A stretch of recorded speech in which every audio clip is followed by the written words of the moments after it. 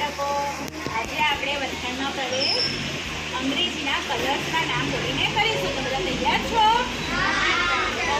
GRAY એટલે રાખો. Thank you. ORANGE orange એટલે નારંગી. Thank you. BLE બલ્બલ એટલે જાંબલી. Thank you. ગ્રીન એટલે લીલો. Thank you.